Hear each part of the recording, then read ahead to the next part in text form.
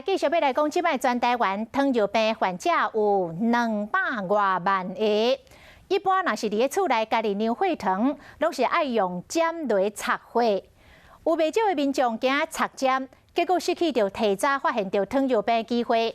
台湾师范大学化学系林金宏教授的团队开发着机加型的仪器，只要分开，就会当来评估血糖的关节，提早来发现着紧急糖尿病患者。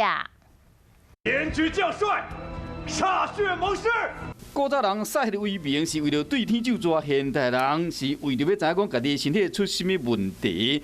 像糖尿病患者，逐工都要伫镜头顶面插一个接血出来测血糖。即马台师大化学系团队研究出一个新的仪器，唔免用插的，用分风就会知影。知影讲你的血糖敢有伤悬？能够做深层呼吸啊，这种用丹田吸气的话，吐出来的气的二氧化碳浓度就比较高。那我们希望能够评估说深层呼气是不是跟血糖有，或者跟其他肺部疾病有些什么相关性。虽然仪器无明确的血糖数字，不过会使提早甲你警告你可能有糖尿病啊，就要赶紧去病院报道，唔通错过治疗。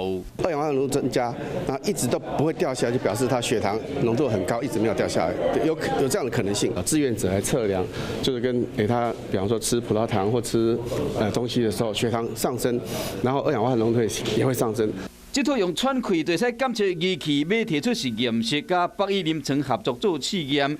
医生表示讲，这个准确率不是人人拢100%。还要再做一些临床试验，因为有些病人本来就可能二氧化碳可能就会比较高 ，COPD 的病人、肺气肿的病人，他有可能本来就二氧化碳就高嘛。